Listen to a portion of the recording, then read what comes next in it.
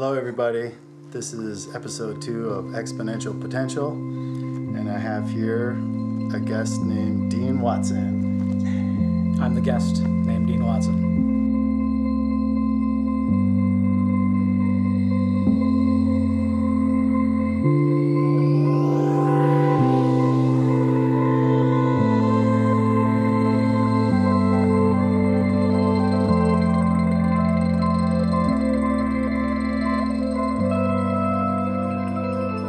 So we're going to sit here and talk about potential in life and whatever things come to our heads. So without further ado, let's get to know Dean a little bit better. Maybe, why don't you introduce yourself a little bit? Have I ever told you I'm shit on camera? Shit or shy? Shy. Well, I'm shit because I'm shy. Okay. Yeah.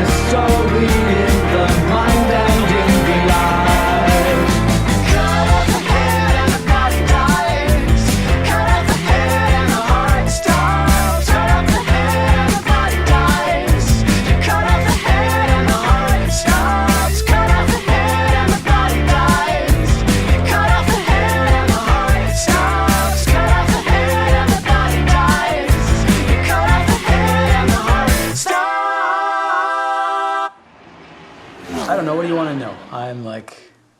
Let's start at the beginning. Where did you come from? Want a snarky answer? No. Sure. No, I'm Ottawa born and raised, actually. I'm a Canada boy. I'm a suburbanite kid. You know, 80s baby. I was born in the 70s. That's not important right now.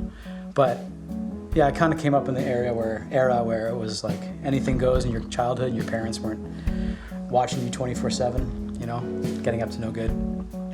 That's not important. We're going to edit that part out. Maybe. Yeah, probably. You have one brother? I got two. Oh, you got two brothers. I'm a middle child. Okay. Yeah. That's why, you know, the middle child syndrome, I think I'm kind of like a poster child for that. But no, I got a younger brother, Tim, who's a really fantastic drummer and musician himself. And my older brother doesn't play music so much, but he was kind of instrumental in getting me interested in music entirely, actually. Interesting. Yeah, he was old enough that by the time I was getting into like junior high, you know, the age you get to when you start really getting into music and it starts resonating with you, he was old enough that he had actually already gone off to university. So he was coming home fairly regularly because he was just in Montreal with all kinds of new like mixtapes from all these friends he was meeting. And so I got introduced to all kinds of really interesting music that I hadn't heard before. Specifically Pink Floyd, that got me like hooked on that shit for years. Oh, okay.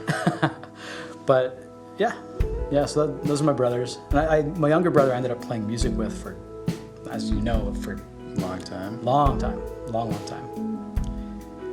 Yeah, he's amazing. Well, you're both amazing.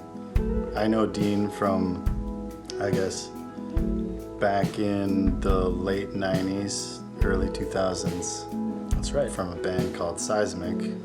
Jacob Tutu. And Jacob Tutu.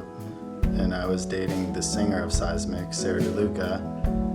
And she gave me a cassette, actually, when I went on this little mini tour. I was like, here's something my band made. I was like, what? Seismic demo? Yeah. Oh, really?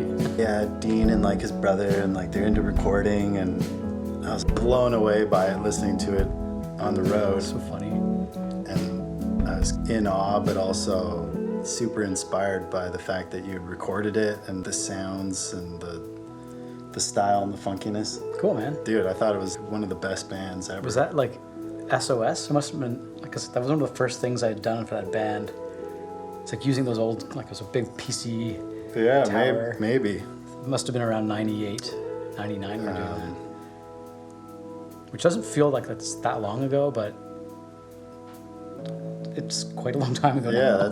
that's kind of the beginning. Yeah? Too, for me, for just thinking about recording. Like that first band for me, we had done studio albums that cost a ton of money. And after that, I think I felt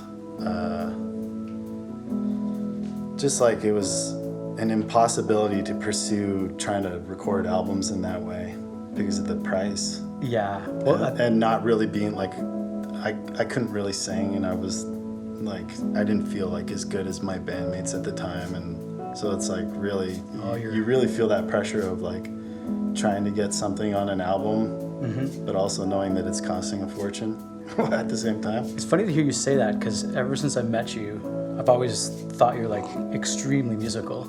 So maybe you were just suffering from imposter syndrome. I thought you were like, you always had it going, you know, you always knew what you were doing, and everything you've done even since has always been like interesting musical ideas and what have you. Thanks. That's nice to hear. Yeah, well, it's funny, like, because you're saying you enjoyed this demo that we made way back when, and that was me guessing my way through everything. Right. Like the technology. I think it's interesting you say about the what you say about how much a record would have cost back then, because that was the cusp of like where things started to get cheaper and easier to do, right? It wasn't long after that I went to Fanshawe, but before I went down, I was like exploring how to record on my own. I'd been with a band, kind of like an extension of a high school band that kind of morphed after high school, and we toured a bunch, called Big Fishy Little Fish. And I ended up getting kicked out of that for various political reasons or whatever it might be. I was also a dumbass kid. But there... We should get into that deeper. Oh, fuck. You know what it is? It's like, when you're young, you're just stupid. And everybody was stupid, right? But that's lifetimes ago. Multiple lifetimes, it feels like. Whole other people now. But from there, I ended up like getting a cassette 4-track, and I had whatever instruments I had. And then when I got the computer, I realized I could record 8 channels at a time with Cool Edit Pro. I don't know if you ever heard of that software. Yeah. It became Adobe Audition years later. But I was doing that, like all that Seismic stuff with only 2 inputs, and like trying to pre-mix things before recording them, because I learned how to do that on a 4-track. Oh, okay. And then, yeah, like I didn't want to ever spend a ton of money in a studio. So I just decided to start trying to build it and understand how to do things on my own using whatever gear happened to be around at the time. So was that kind of the beginning for you too, like for recording? Very beginning. Okay, that was the beginning. I think, yeah, like I'd done a bunch of 4-track stuff for like punk bands or whatever it was, right? But mostly it was just me doing my own stuff. Right. You know, I think at that time I was in university. The time I was working with like the early Seismic demos, I was in university, and for school I had to buy a computer. And I remember spending, I think it was a couple of grand at the time. In the 90s it was a lot. And it was a tower. It had 64 megabytes of RAM and a 6 gigabyte hard drive. And at the time with Cool Edit Pro, because I couldn't afford anything else, I didn't know anything about anything, you had to like, if you wanted to apply any like effects or compression or processing, you actually like had to choose it and then wait like 15 minutes while it would process it. Right. And then if you didn't like it, you could undo it, but you could only undo it once. Wow. And yeah, it was insane. But it was a step up from working with 4 tracks. So, you just kind of like a gradual progression. Yeah. Wow. So it's crazy how times have changed.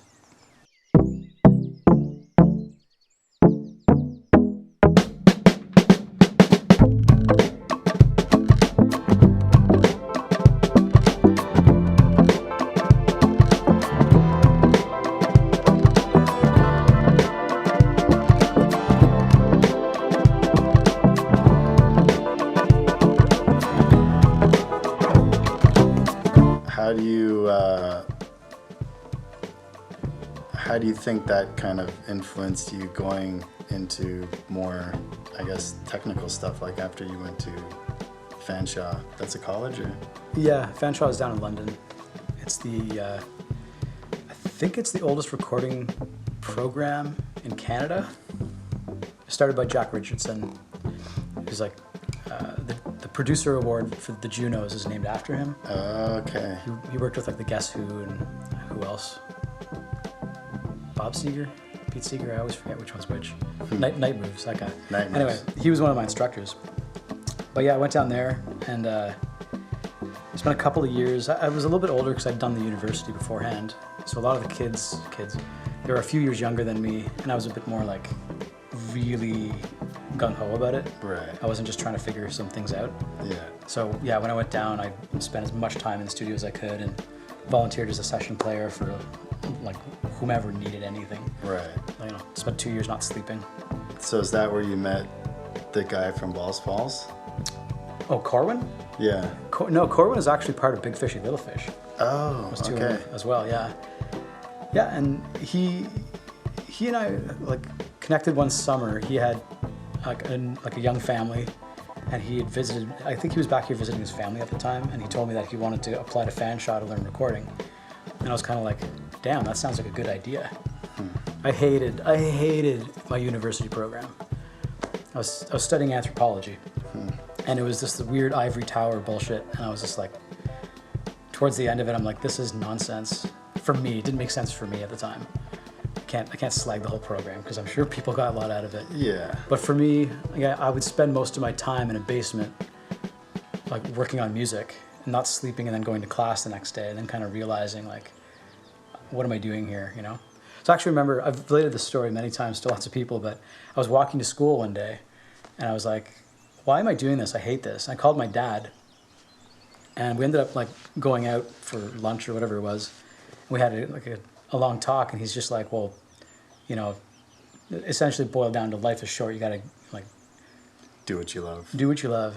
His line he told me was, do what you love and the money will come, which I'm still waiting on that part, but But I kind of took that and ran with it, and then like really since that day, like I just dove into doing records and playing music and what have you.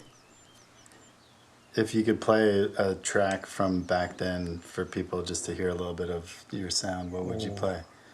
I think of Seismic, but I also think of, I don't know if it was Big Fish or Balls Falls, but that one where you had a complex dee-dee-dee-dee-dee-dee-dee-dee, and you're like, oh, look. Oh, that's Leaves.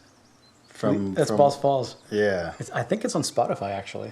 One of the band members put it up years ago, and I don't know which one. But Can we play that one? yeah. All right.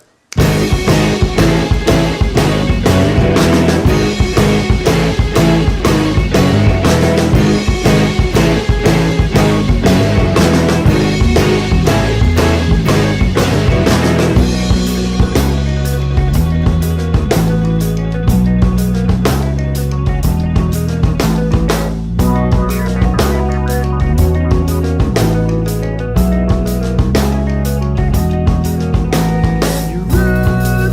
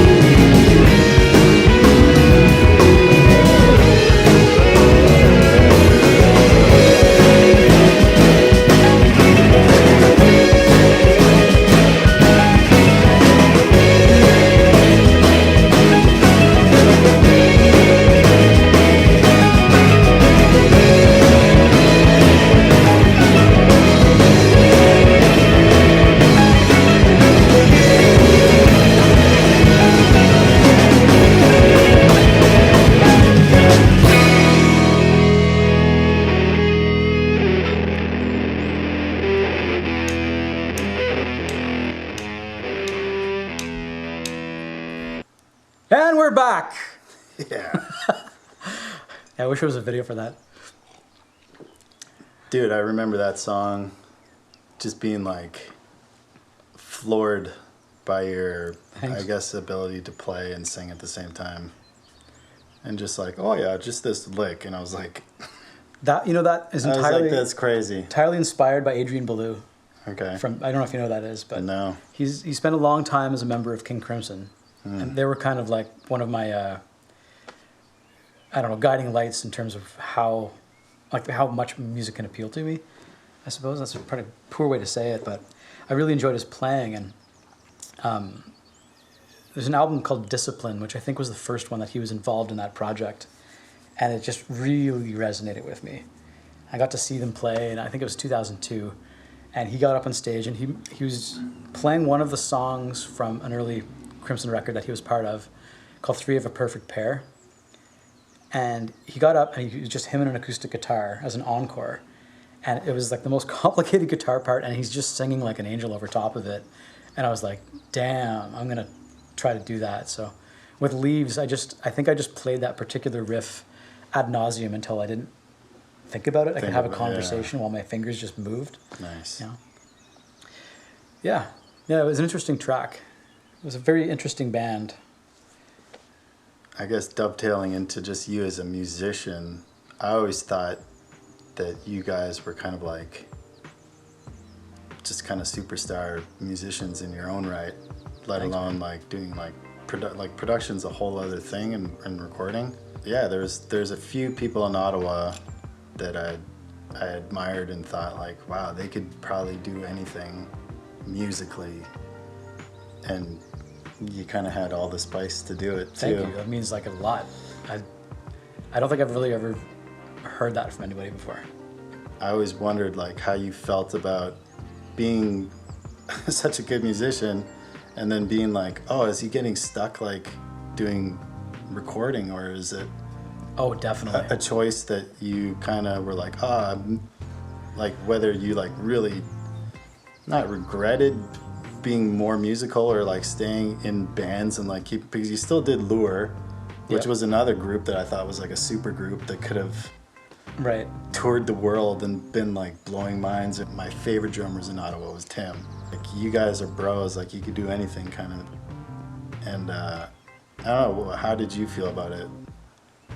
Oh man, Talking about potential, because it's like potential to be kind of anything. I know you are recording stuff, and we're gonna play something off his new album, but what is it? Everything is Angles? Everything is Angles. Yeah, new album Dean dropped. We'll have to play a track, but like, how did you feel about that? Or like making the choice between just being studio or being a musician kind of thing? Kind of that crux where it's like you want to make money and like do something relevant that's kind of in your wheelhouse, but also that you're trying to balance maybe like doing performing and that kind of thing. In terms of potential, yeah. Like I knew, I just kind of dove into doing the production side of things just to kind of keep money rolling in. Like, it's never been particularly lucrative, and I don't think any of us are really in it to get rich, really, right? But yeah, I put a lot of energy into growing a studio, or just maybe just growing my name a little bit more. But I think somewhere along the way, you kind of confuse your job with like who you are a little bit, and I stopped playing music so much quite some time ago, even like. I play on the records I make, but I haven't played live, and not even counting the pandemic, but I hadn't played live in a good number of years before that even. And to be honest with you, I think I just got kind of swamped making records all the time. I ended up getting really busy. Like some days, for quite a number of years, I was doing upwards of 2 or 3 sessions a day, like lengthy sessions too, on different records. Wow. Yeah, it was too much, and I think, you know, like I had all the ambition and all the drive and all the energy, partly from being younger and just being hungry for it. But, you know, like you said earlier, like you can get lost in the sauce a little bit, you know, just really, really pushing and wanting something so hard that you kind of forget there's all this other stuff going on around you, or other things that you could be doing for yourself too, right? So I think for myself, I got so far down that rabbit hole of just wanting to be in studio and making records all the time that I forgot that people like you actually enjoy the music I was making. So, I mean, hearing that's really interesting too. And not to talk too much on that, but it comes at an interesting time because having moved to this new place now, I'm less interested in working sessions all the time, and I'm more interested in collaborating and creating again. And that's what my afternoon today is Troy from Twin Flames is coming over, and we're starting like a fresh collab. Oh, nice. Yeah. And that's got me really excited, you know. That kind of is the best of both worlds, eh? Well, exactly. Yeah. And then that's, I mean, if you're talking about potential, that's like, I don't know, that to me is the most exciting thing about it. And making a new project and then just knowing that it has potential to do whatever you want it to do, depending on the energy people want to put into it. Right. Right? And yeah, I think it took me a long time to kind of realize, a few things, but how much I need other people around me to realize my potential, because I can start a million things, but I need other people around me and need their energy to help me finish them. Right. And that's, for me, that's a huge thing. That's why, like, I guess when I was working with playing in bands, it was a lot easier just to kind of like crank things out, is because you have accountability partners essentially. Right. Right. That's very true. I've thought about that, where it's, you know, the idea of like a producer helping and push and encouraging and kind of creating that energy for people, but also needing that kind of same energy for yourself and for your own creations. I think I could identify with that, because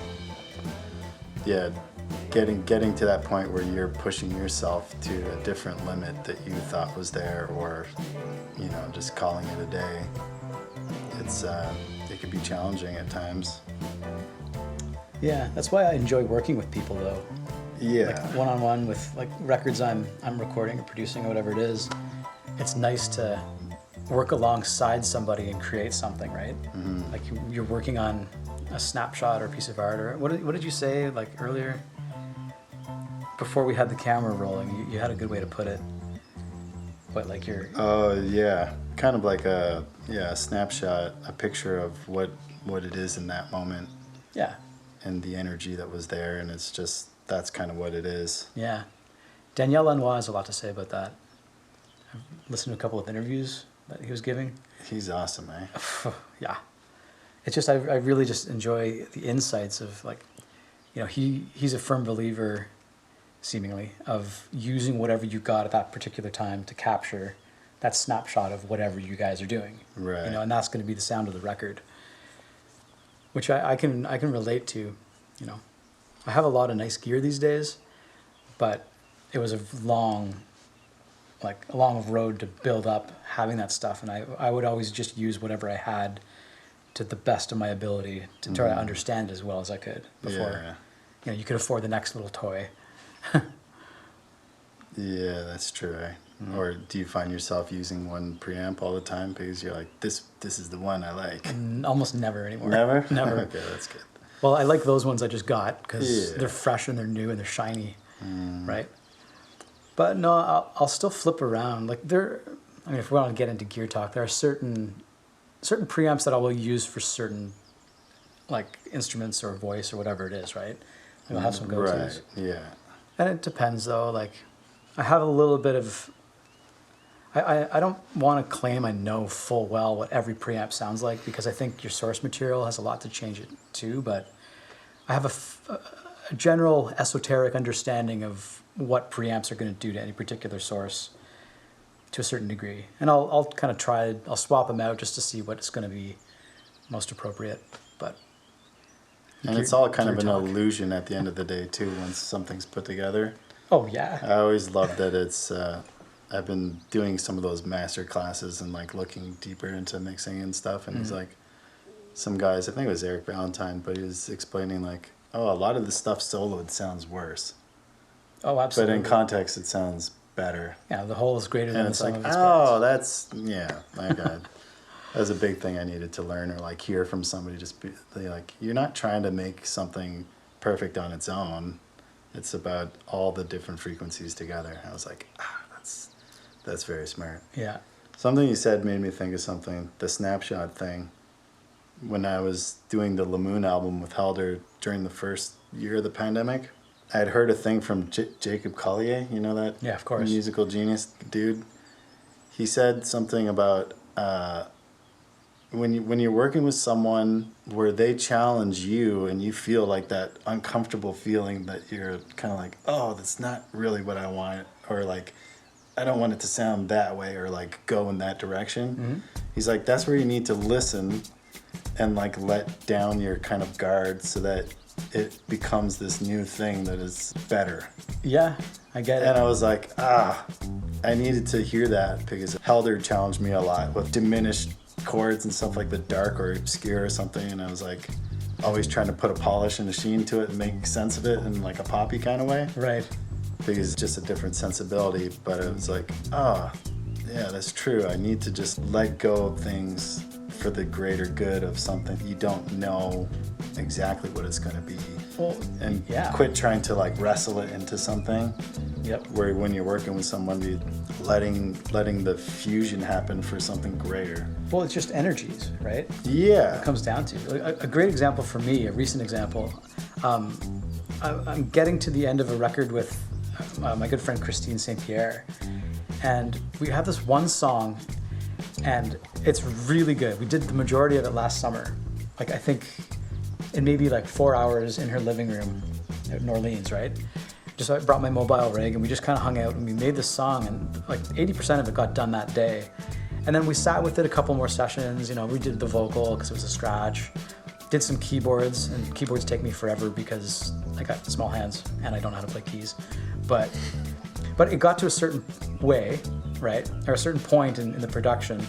And then we didn't touch it for various reasons. Like, we took a bit of a hiatus on making the record for life reasons for both her and I. And then when we got back to it, we're like, well, how can we make this better? Like, it doesn't feel finished yet. And I tried putting more guitar on it, but it was all coming from my perspective the whole time, right? And she was trying to express something she wanted, but she didn't quite know what she wanted. And then we just kind of decided, like, okay, well, she's been playing live with Nick Beaton. And she's like, well, why don't we have Nick come in and put some energy in it, right? It's like, okay, so this just 3 days ago, the two of them came here, and he broke out a slide guitar, and within, I think we had a 2-hour session. It was done in an hour and a half, and having that other person's energy to come in completely finish the track. Okay, he filled it in the right way. Right, and now it's kind of, it just feels complete. Nice. You know? It's just like having other people's energy around, just like you're saying, like allow it to become something. Yeah. And him, like Nick playing, even the slide guitar, it hadn't occurred to me to put a slide on this particular song. It changed it into something that I wasn't like expecting, but keeping an open mind to it, it turned it into something that, like, it's glorious now. I'm so pleased with it, you know. And that's neat. Yeah. Super neat. Super neat. One more coffee? Yeah. Cool. Ram along. I woke up yesterday morning just feeling the weight of like these things that are happening to me. I was like, I gotta put it into like, gotta write a poem. Right? Isn't that weird? I've been doing that since I was a kid. Like, my parents, you don't understand me, you know, and write a poem who about hasn't it. done those? Yeah. But That stayed with me though. Poetry and music making ended up being the thing. And it's kind of funny how that works. yeah, for myself when I'm writing, it's like the lyrics are always it's my Achilles heel. It's the second verse curse. Yeah. You know? I can't get past it sometimes. And it's funny with the Everything is Angles project, a lot of those were just demos I had done kind of like after sessions in studio, like when I had the gallery space. Okay. I would, you know, people would leave and all the gear's set up, and I'm like, well, I'm here for a reason. Hit it. Hit it. So I would just invent something and then have a demo. I might work on it once or twice and then kind of just abandon it. Like, you know, gathers dust in a folder somewhere. And then after a session one day, I was working with Carlton U. It was kind of like all of the not the graduates, but the people graduating from the undergrad program got a demo paid for. So they would come in and work on the music that they had written over the year. Okay. And after one session, the session musicians kind of stuck around. We were just chilling, and I called up a bunch of these demos, and then everyone got kind of excited, and we started working on them. And Nice. yeah, so it took me, like with the video that we just put out with Queen is Sad, that was like about 50% written at one point, and then when I had all the other band members, what became the band members anyway, we were all hanging out, and we eventually started like writing lyrics together, like finishing off the structure and form of the song. And again, just more people's energy, right? Mm-hmm. Like the potential was there. If I want to always bring it back to potential, but the kernel of like the seed, I guess, was there, and then it took other people's kind of TLC to help it grow into something. Right. You know, That's cool. it kind of lends to the name of that project, right? Like everything is angles. Everyone's got an interesting, unique perspective that they bring to the table. Oh, that's true. That's kind of where it comes from. So did you do lyrics for all the songs, or is there any instrumental stuff? We have one instrumental track. I think I've written probably like 3/4 of the lyrics, I suppose. But it's those sections where I just haven't had it. Like revisiting the initial inspiration is hard, right? Especially when it's like a lot of time has passed. So yeah, it's mostly collaborative though to finish things off. Cool. Who was on that? Who did you? Who are these? Who are the guys? Who are the people that came in to give some extra points of view? Nick Miller, Simon. So funny. Simon's a good friend of mine. I have no idea how to pronounce his last name. Okay. Sangchuk. He's got an S and a Z in his name. Damn it. Yeah. Anyway, great dude. He's my bass player. Nice. He's actually like a really amazing driving force behind like just keeping the engine going.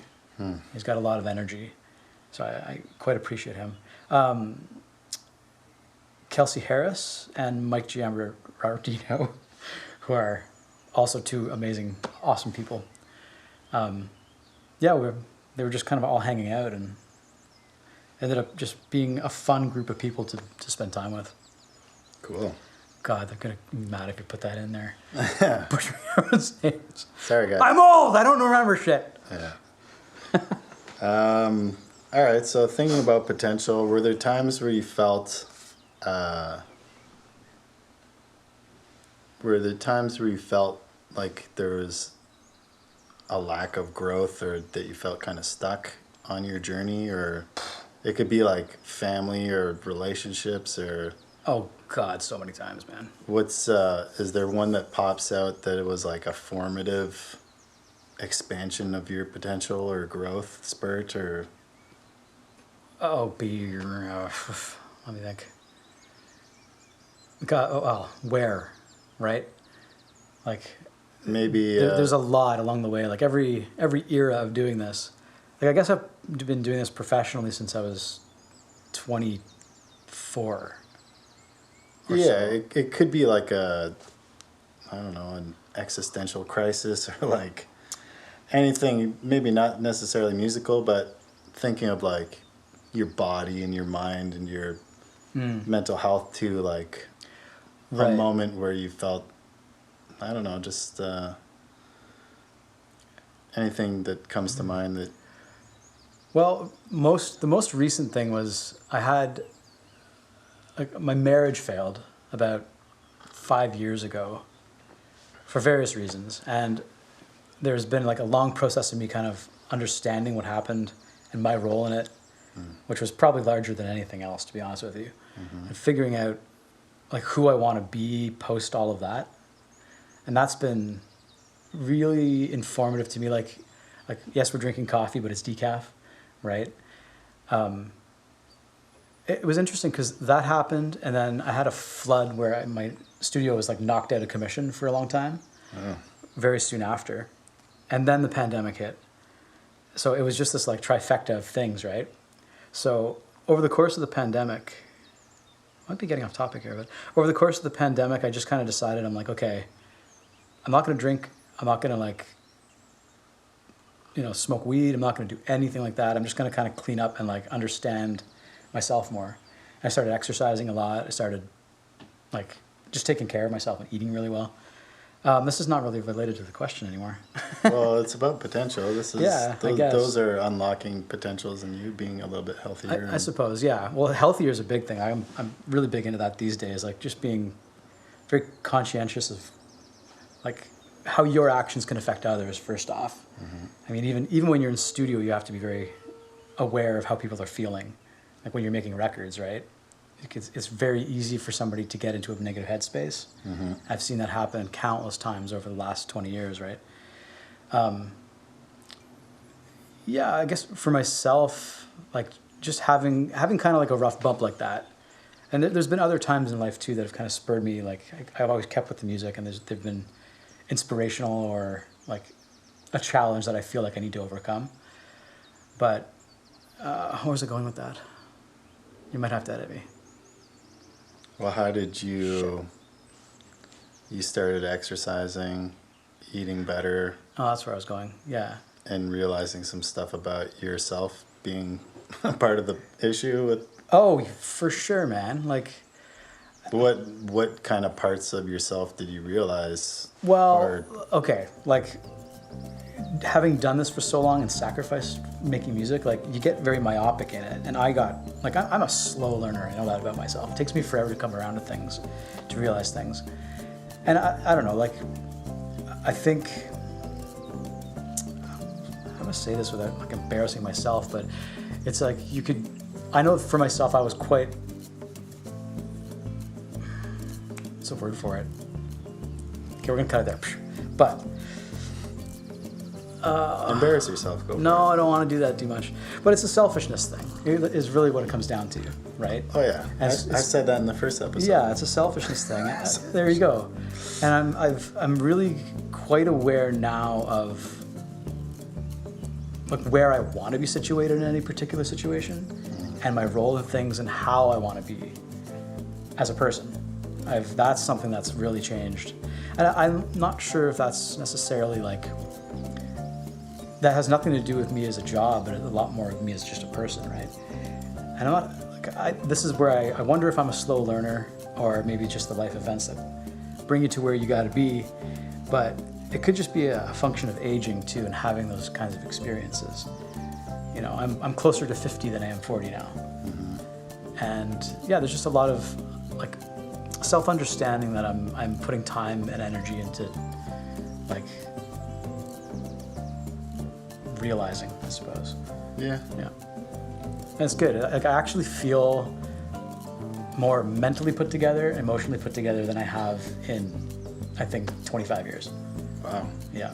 I feel like quite good about myself, and it's like, it's nice because it's kind of led me full circle back to wanting to make music with people, and not just being in this survival mode of like, gotta make money. Right. You know, gotta put all this time and energy into these types of things, or else you're gonna fail.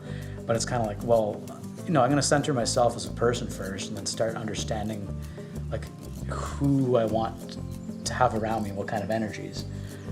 That sounds super trippy and like new agey, but like I mean that. Like energy is people's a energies they big bring to thing. the table is a big thing. Yeah. Yeah. So, for you looking ahead, I guess you'd probably just want to keep that good energy going.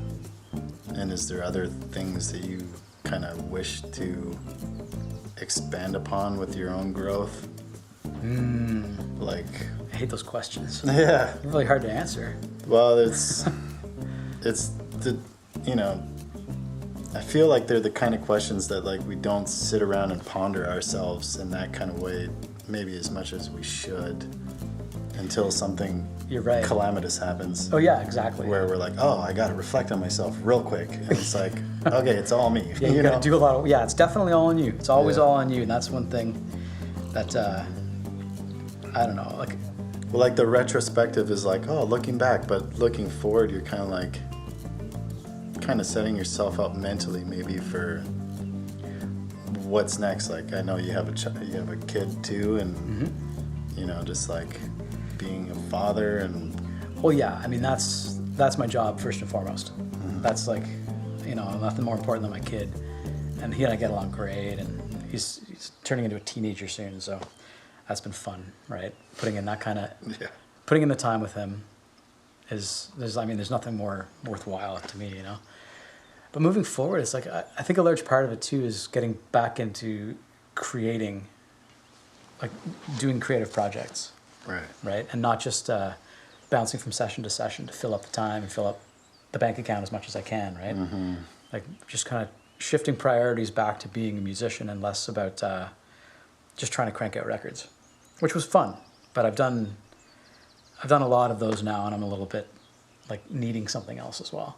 Right. You know, I love making records. It's what I've always done, really. Like even before I was an engineer, I was making records, like playing on them and what have you. But yeah, like I don't know, like hearing you say that you appreciated those things back in the day helps me even kind of, it cements it in my head. It's like, yeah, I should be just making music and like enjoying that process more, you know. Yeah, I think something I've learned was just the act of expression is a part of well-being that gets overlooked, and a lot of people through the years have said, oh, well, that's because that's you and that's something you do or that you're good at or blah blah blah, you know. But you know, it took a lot of effort to do that and trying to find a space to be expressive in certain ways. But I really do feel like that it's such a beneficial part of kind of the mental arena of like finding a balance of yourself, but also how you express yourself and put those things that are deep within out and get them out, you know, and have a kind of a deeper look at like what it is that you're going through music and through art and stuff. And I've always kind of encouraged people, or like, you know, I'm sure you've done this where you have kind of a non-musical person and you get them to make loops and shakers and then add up and build it up, you know, and then you're like, see, it's fun, right? Yeah. And you can see the energy on them, the kind of light up, and you're like, it's not, you know, I don't know if that's just kind of one of those things that people felt that it was not accessible to them, but it's kind of like a beautiful thing. And even one of the psychologists that I really love, Carl Jung, talks about expression being like crucial to mental health. So it's like, you know, take something deep within and putting it out. And Right. Makes sense. I mean, the times that you take to kind of ponder and think, but also do that, it's kind of almost the same thing, where you're like, I guess, reflecting. As part of your creative process, you mean? Well, as a part of potential and growth. Oh, right. You know, it's tied in intrinsically into that growth. It's like expressing. Definitely. I like. Do you get your kid to do art and stuff, or Yeah, well, does he just get to like kind of see all this stuff and be like, oh, I don't know, you know? Put a pin in that. The first thing you said, though, when I'm creating and making my own music, oftentimes, I mean, it's the broken heart type of song, right? It's reflecting on a particular emotion at a particular time. So oftentimes, it's almost like being in therapy and growing past it by just putting it down, right? Be it, I mean, if you're writing poetry or if you're writing music or whatever it is. But that form of expression, it does help me personally work through whatever happens to be going through my mind, you know, either like intellectually or emotionally at any particular time. Yeah. And as for my kid, he's incredibly musical, but he has no interest in it yet. Okay. And he might not. Like he's a science kid, but he has this bizarre intrinsic understanding of music with just a little bit of instruction he got even at school this year, not from me. He just goes to the piano and he figures things out. And I'm like, Jesus, that took me a decade. I don't know where that comes from. But throughout the pandemic, we just kind of sat and made beats and had fun together. Cool. Yeah. That's so super cool. He got into, I mean, there's it's funny, but we made a song called The Punishing Room. And it's about being in detention. Okay. But the teachers just fart in your face. So it's a long song of fart noises. Okay. And yeah, he just wanted to hear it for hours on end. There you go. It was dumb as hell, but like at the same time, like he was so engaged in it. You know? Nice. Potential. Fart songs. Yeah, that's how to be a real parent. That's yeah. Being silly. Yeah, something we're good at. I think most parents kind of like, you can go there with your kid, you know? Yeah. I don't know. It's a good place to be. Well, it's cool what you could do with studio magic too. Just making, you know. I've done some skits, like actual, like I heard some comedy albums back in the day. Mm-hmm. They were super informative comedy and acting and stage show. No visual, you know. So you're like really attuned to like the sounds and the effects and stuff. It's pretty funny what you can do. All right, what else? Where else should we go?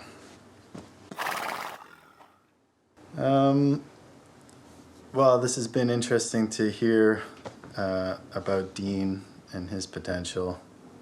Is there anything else you can think of? What potential? Do. Lots of music, lots of growth. Yeah. Do you have anything relationshipy or Relationshipy? Oh. or family wise that was like a real positive growth moment of understanding or like profound insight? Yeah, I mean, I think a lot of growth has come from relationships, basically. Yeah. Like understanding why they start and fail. Mm-hmm. You know, that's a huge thing. Jeez, I don't know. It's tricky. Positive. I mean, ultimately, it's all positive. I'm real good at relationships. Don't put that in there. I don't know. The positives that come out of it is where you just kind of decide to grow through it, through any negativity, just generally. Not even just relationships, but any type of adversity or whatever it is. It's like how you just choose to approach it, deal with it, and move through it. Is something for me. That's what I've learned. Is like. Did you have a method that really worked for you? No. Nothing special? No, I honestly like cutting out caffeine was a big one. Oh, okay. Because that anxiety, like, I don't know, like a lot of self-care, just like being healthy, like eating well, exercising. It just sounds like a doctor, right? Like limit the bullshit. Yeah. Like, limit your vices, and then I don't know. I mean, that's all like the physical stuff you can do. But I think as time goes on, I get better at just generally coping with any kind of adversity that comes my way. Right. You know, and I don't know if that's just me growing as a person or if that's a result. I don't know. That doesn't make sense to even say that, but Was there I don't know where it comes from. Was there ever like a spiritual component to your growth in any way, or did you ever ponder something in that kind of ballpark? Not on mushrooms. Well, maybe mushrooms gave you some insight. I don't know. Sometimes it does. I mean. Oh yeah, for sure they did. I mean, way back. I haven't touched them since I was like a kid, basically, right? Okay. But I'm just joking. Spiritual.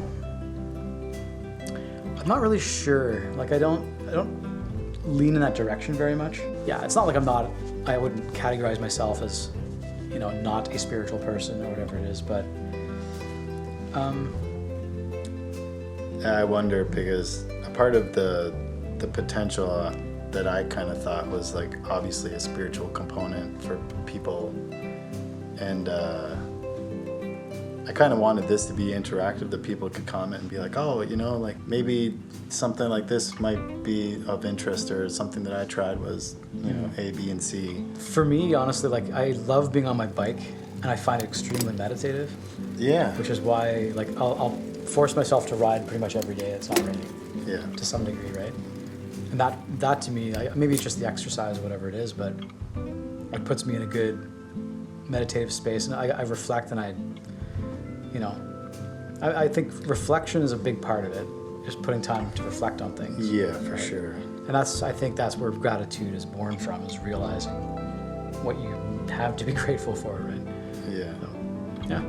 Giving that moment actual space to be reflective. Right. Riding a bike, or if I do runs, that's a big one. Yeah. Where it's just like, you gotta just spend time with your thoughts, pretty much. Yep. You get into that flow state where your body's just kind of handling it and your mind goes elsewhere. Which happens playing guitar too, or instruments generally. Yeah, for sure. You become kind of one with whatever's going on, right? Your hands aren't thinking so much of where they're supposed to land; they're just going where they need to go. Mm-hmm. You're directing it. Yeah. That's a whole rabbit hole. Yeah. You're talking about spiritual Flow experiences, flow state. Well, yeah, Yeah. kind of, meditation and that reflectiveness and being consumed in a moment, I think, is kind of that transcendental space, which is cool. So if you have any comments or thoughts about that, feel free to share through email or through the comment section. I'd love to hear more of what you guys think about that. Anything else? Well, yeah, thanks for sharing, and thanks for having me at your place. This is Thanks for coming by.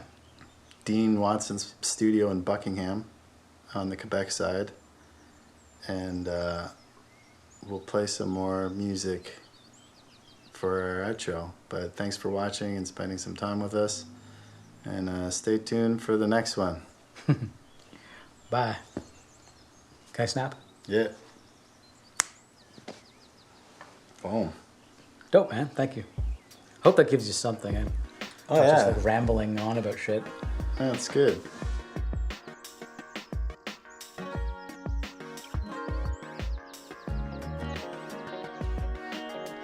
Any nugget of wisdom? Keep busy doing shit and don't get bogged down. Perfection is not attainable. That's one thing. For myself, that's one of my biggest hurdles is trying to make everything perfect when it comes to my stuff, right? And that's, again, having someone else's energy, or just like to confirm, like, good enough, move on, Right. That's a huge, something you got to get over. Where you feel kind of like the most comfortable, and then you're like, through that comfort is almost better than perfection. Absolutely. When somebody's chill about the way they deliver whatever it is, and it's got that kind of mojo, and it's not just that it's like TikTok perfect. You're like, oh, there's something about that. Yeah, it's so easy now to I mean, we're talking about production or whatever it is. It's easy to like edit the blood out of something, Yeah. And certain types of music demand it. Like working with Raphael Weinroth Brown, he expects a certain level of precision from himself that he wants to attain. Yeah. And sometimes I'll have to tell him, like, it's interesting working with him because we both have like a different viewpoint on what it is, right? Because he wants precision, and I'm like, that feels really good. So it's a back and forth that we'll kind of arrive at, like, okay, you're right, or no, you're right, and it's kind of fun working like that. But I mean, his projects, they're definitely the most extensive things I work on, and they're upwards of like 900 plus channels, right? So it's pretty crazy. And like one sound will be, say, 5 channels, one part, but it's the way we record it. We'll have like 2 room mics, Right. or probably more than that, and then a close mic on the cello, and then we'll run the cello down to a couple of amps, and then also mic up the room with a couple of stereo amps. Wow. So one performance will eat up 5+ channels, Okay. right? But you were sitting there working on.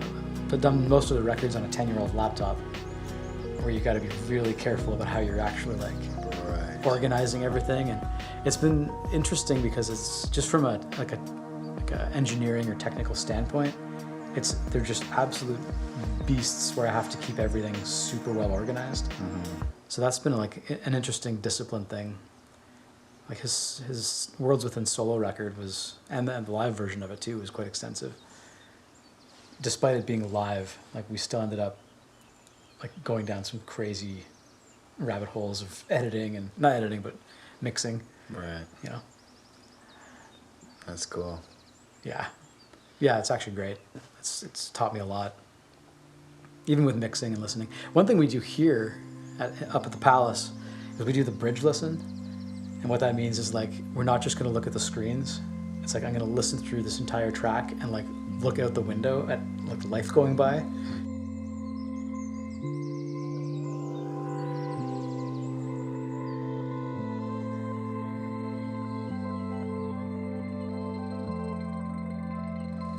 That's actually been a huge change for me. Like, you know, after 20 years of staring at a screen, and, you know, close your eyes if you don't want to look at the waveforms, because they can deceive you, right? It's nice to have like a really beautiful view to work off of, where you're not, you know, becoming so narrow-sighted. And it just opens up my ears, I find, when I'm looking out across the bay there. So it's been more musical here than any other studio I've had. That's cool. Yeah. Maybe it's the sunlight makes me feel better. Yeah, well, I'm glad for you, because now I think it's definitely probably just brings a certain amount of joy, just having more openness. Yeah. And such a great view right there. And it's a funny shaped house. Like, this room is weird, and you know, oddly it sounds good. I have a friend who's a acoustical engineer, and I will get him in to like read the room, and like he was gonna 3D model it for me, but then I ended up, just by circumstance, I had to set up and get busy making records again, right? Because we had some deadlines to hit. Fill it with a lot of stuff. That'll help. Yeah, that's what I've done. Like, every wall in this room has a guitar hanging from it. Yeah. And everything else is a window. So, how many studios have a jacuzzi in the control room? Yeah, dude, do vocals from the jacuzzi while you're chilling. The deck, you know, I'll fix it over the years, but right now it's actually a decent stage. Okay. And I could put 200 people in that backyard, right? So I was kind of hoping to put on a show before the end of the summer, which is also something, like, I used to do that at the gallery all the time. Right. We'd have shows, and I haven't done that in a long time. It almost feels like a foreign concept, hosting a party. Yeah, You know? I know. And I feel like I'm kind of wanting to do that. Well, the Moon might do our first show Oh, really? at Jason Lamb's outdoor backyard party. Cool. When's that? Maybe in August. Nice. Kick-ass record, by the way. Thanks, man. Like, was it you who sent it to me, or Helder did? One of you did. And I was, the ex-girlfriend I bought this house off of, she moved out to, like, Montreal, like the Laurentians. So I was driving to just go visit her and her boyfriend, because we're still close friends. And I listened to the Moon the whole way there and the whole way back. Nice. It was awesome. Yeah, it turned out pretty good. It's one of those cool things where you don't know where it's going to end up, because we just made it with 2 acoustics and just singing on the couch. Right. So then when you're building it up, you're like, oh, it's kind of going in this direction. Yeah. And then it becomes something, and then throw the saxophone on it, then we're like, wow, this is, yeah. It's interesting how that happens, eh? Yeah. Like, I always find it's not hard to start or create something, but the initial idea, and then you start, like, hanging flesh off the skeleton. Yeah. And it just turns into something you had no idea what it was going to be. And to me, that's like the magic. Yeah. That stuff is like, that's right out of the ether, you know? Mm-hmm. You can intellectualize it, but when you're actually creating it, that's why I've been seeing these videos on YouTube lately. There's shorts that pop up and whatever they are, but like, there's these AI programs now that are just creating music. Yeah. And it sounds like every other pop music you hear on the radio. Yeah. And I'm kind of like, well, what's the fucking point? Right? Like, maybe again, I'm just getting old. That's very likely. But you're removing the creative process from your human experience, and you're just dropping it into a computer, like, and then listening back. So it's kind of like, well, no wonder people are losing interest in music generally. Well, it could be the future AI robot friend that you have, and you could jam with it then. True, but then you'd just be better than you at everything already. Yeah, but they'll put like some encouragement module into it where he'll like be like, oh no, you could try like this. Try this chord shape. You're like, oh, thanks, robot. Yeah, but you can't write lyrics about a broken heart. And then Yeah. it just researches everything online, reads all the... Shakespeare and stuff. Yeah, that's what I was Yeah. about to say. All the best soliloquies, or whatever they are. Yeah, that's Oh, true. yeah, you're right. You can feel better than me, too. Great. Yeah.